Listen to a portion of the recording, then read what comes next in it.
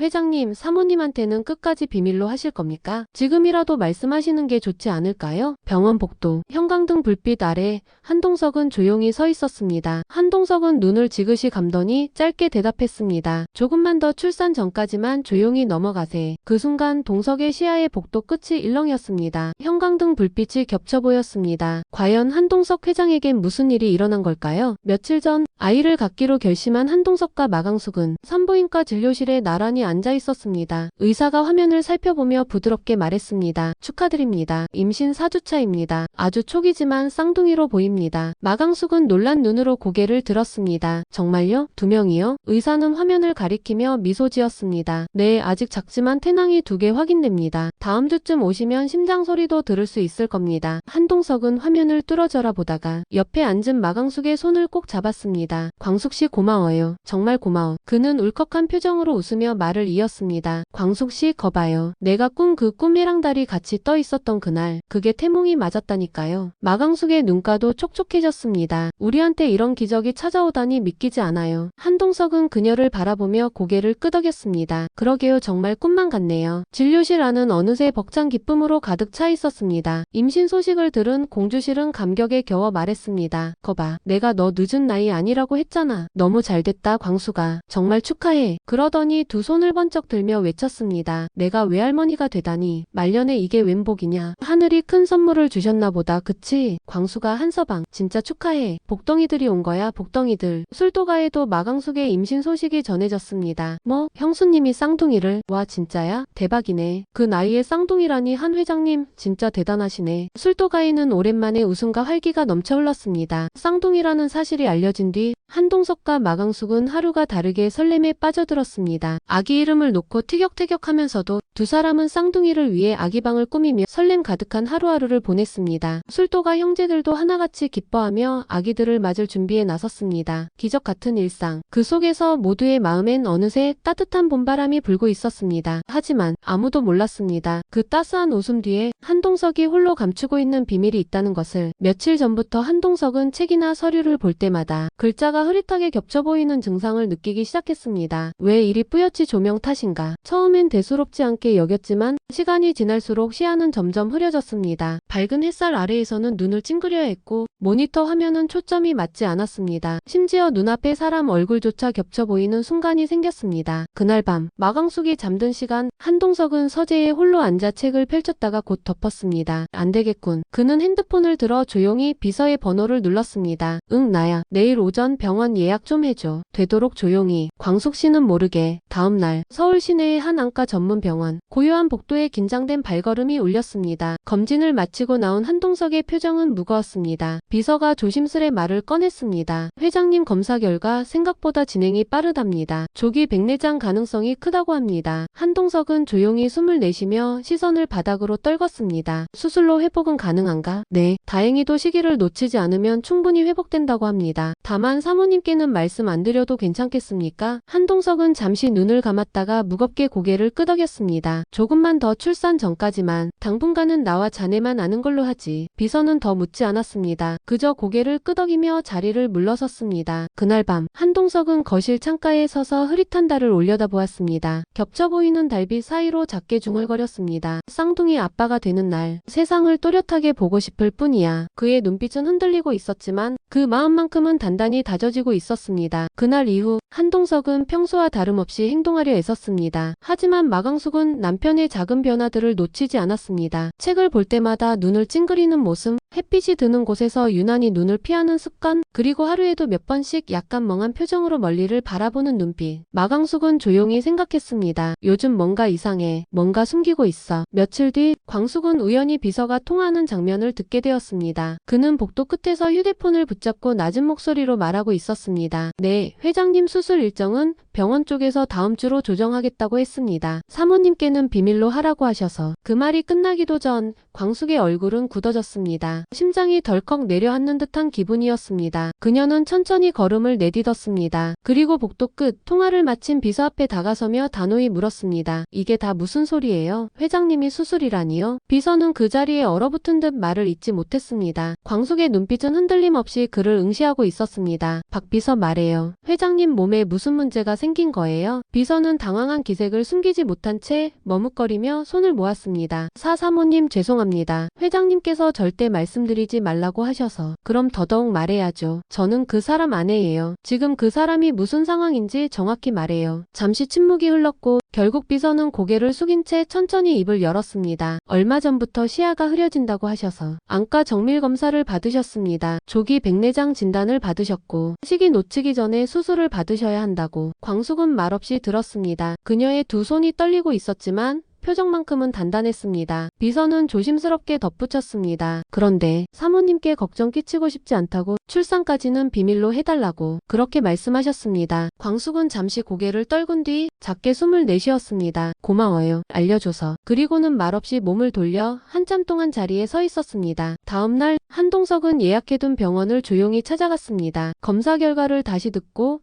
수술 일정을 상의하던 중이었습니다. 그때 병원 대기실 문이 열렸고 그 앞에 마광숙이 서 있었습니다. 한동석은 놀란 얼굴로 자리에서 일어섰습니다. 광숙씨 여긴 어떻게? 마광숙은 잠시 그를 바라보다가 조용히 말했습니다. 이제 그만 숨겨요. 당신 건강 문제도 이젠 우리 일이에요. 그녀의 눈가엔 이미 눈물이 고여 있었습니다. 당신 혼자만 강한 척하지 말아요. 같이 겪자고요. 우린 이제 가족이잖아요. 힘들 때 의지하고 함께하는 게 가족 아니에요? 한동석은 그 자리에 멈춰 섰습니다. 말없이 마광숙을 바라보다가 천천히 다가가 그녀의 손을 잡았습니다. 미안해요. 걱정시킬까봐 괜히 겁났어요. 임신 때문에 충분히 신경 쓸 일이 많을 텐데 괜히 나까지 걱정시키고 싶지 않았어요. 광숙은 조용히 고개를 저으며 담담히 말했습니다. 그럼 말하지 마요. 이제부터는 아기 문제도 당신 문제도 우리 일이에요. 기쁜 일도 힘든 일도 함께 나눠야 진짜 가족이죠. 이젠 혼자 아파하지 말아요. 백내장 수술은 조용히 그러나 성공적으로 끝났습니다. 수술 직후 한동석은 한동안 빛을 피해야 했습니다. 어둡게 가려진 병실 안에서 그는 눈을 감고 곁에 있어주던 마광숙의 손을 가만히 잡고 있었습니다. 눈은 좀 어때요? 마광숙의 물음에 그는 낮은 목소리로 답했습니다. 아직은 희미하지만 희망이 보여요. 그날 이후 그는 하루하루가 달라지는 것을 느꼈습니다. 조명이 눈부시지 않았고 사람들의 얼굴도 거리의 간판도 예전처럼 선명하게 다가오기 시작했습니다. 시력이 회복될수록 그의 마음도 더욱 확고해졌습니다. 이제는 더 이상 뒤로 물러설 이유도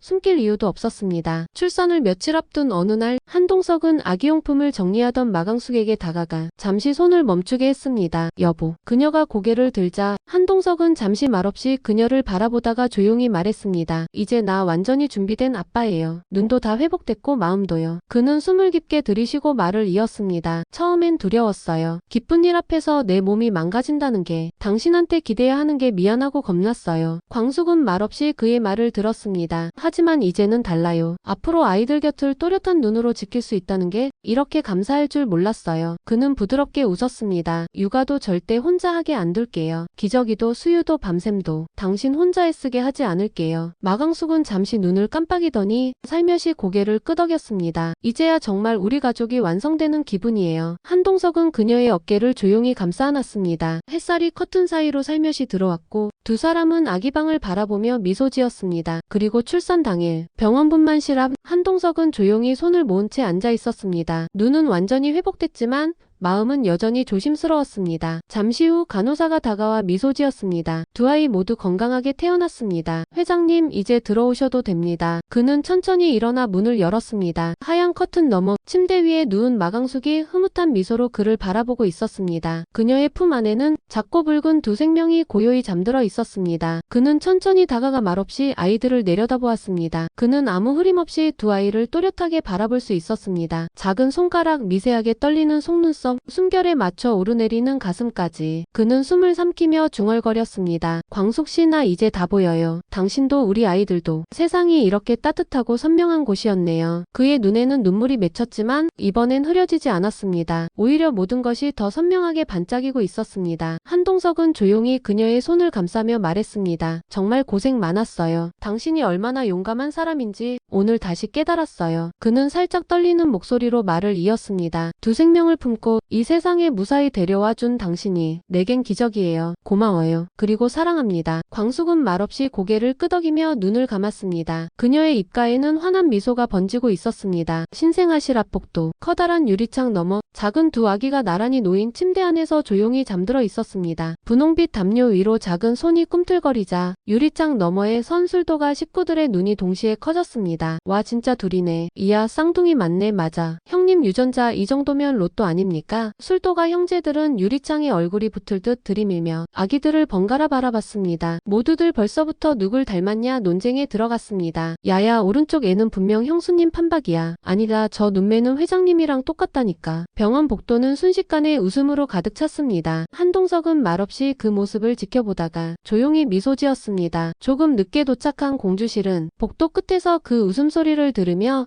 조심스레 걸음을 옮겼습니다. 그녀가 신생아실 앞에 다다르자 술도가 형제들이 말없이 길을 비켜주었습니다. 공주실은 천천히 유리창 앞으로 다가가 한참 동안 말을 잇지 못했습니다. 작고 고운 아기들이 고요한 숨결로 함께 누워있는 모습. 그 모습 하나에 그녀의 눈가엔 이내 눈물이 맺혔습니다. 한 손으로 유리창 아래를 짚으며 작게 떨리는 목소리로 말했습니다. 얘들아 정말 와줬구나. 우리 집에 진짜 봄이 왔네. 그 순간 옆에 서있던 고자동이 조용히 그녀의 등을 두어 번 토닥였습니다. 미스 공할머니 된 거 축하합니다. 그 말에 공주실은 입술을 꼭 다문 채 한동안 아기들을 바라보다가 천천히 고개를 끄덕였습니다. 하지만 감정은 이미 가슴 위까지 차올라 있었습니다. 그녀는 끝내 참지 못하고 양손으로 얼굴을 감싸쥔 채 작게 흐느끼기 시작했습니다. 어떻게 이런 날이 우리 광숙이가 이런 날을 맞다니. 목이 메인 채 흘러나온 그 한마디에 신생아실 복도의 공기가 뭉근하게 울렸습니다. 공주실의 어깨는 점점 더 크게 떨렸고 등 뒤로 흘러내리는 눈물은 멈출 줄을 몰랐습니다. 그 모습을 지켜보던 고자동은 조심스럽게 그녀 곁으로 다가가 공주실을 달래며 말했습니다. 미스공, 이 좋은 날 뭐하러 울고 그러십니까? 자 뚝하이소. 공주실은 흐느낌 속에서도 고자동의 손길을 느끼고 천천히 고개를 끄덕였습니다. 응 고마워. 이제야 진짜 내 딸이 행복해지는 걸 보네. 고자동은 아무 말 없이 그녀 곁에 함께 섰습니다. 때로는 어떤 말보다 가만히 곁을 지켜주는 것이 가장 큰 위로가 된다는 것을 그는 오래전부터 알고 있었습니다. 그렇게 두 사람은 유리창 너머로 잠든 두 생명을 바라보며 말없는 감동 속에 함께 서 있었습니다. 그리고 그 뒤에서 말없이 지켜보는 술도가 형제들. 그날 신생아실 복도엔 새로운 생명의 숨결과 그 생명을 지켜줄 이들의 사랑이 조용히 퍼져가고 있었습니다. 그날 저녁 병실은 조용해졌고 아이들은 깊은 잠에 빠져 있었습니다. 마강숙은 아기 침대 옆에 앉아 작게 중얼거렸습니다. 이름 이제 정해야죠. 한동석은 곁에 앉아 한참을 생각하더니 말했습니다. 나는 요즘 계속 빛이라는 말이 떠올라요. 이 아이들이 우리에게 환한 빛이 되어준 것 같아서. 마강숙은 고개를 끄덕였습니다. 그럼 첫째는 한빛, 둘째는 한솔 어때요? 맑고 곱게 자라는 소나무처럼. 한동석은 미소 지으며 말했습니다. 한빛과 한솔, 이름도 마음도 예쁘네요. 그는 두 아이의 이마에 번갈아 입을 맞추었습니다. 한빛아 한솔아, 어서와. 너희를 오래 기다렸단다. 너희가 우리 삶에 와줘서 고맙다. 그리고 마강숙의 손을 꼭 잡고 말했습니다. 이제 우리 진짜 가족이에요. 병실 창밖으로는 저녁 노을이 붉게 퍼지고 있었습니다. 긴 시간 동안 많은 우여곡절이 있었지만 두 사람은 마침내 서로를 온전히 믿고 기대며 한 가정을 이루어 살아가고 있었습니다. 이제는 어느 누구도 부럽지 않은 단단하고 따뜻한 가족으로. 그리고 그 사랑의 중심엔 서툴지만 진심으로 손을 잡아준 두 사람이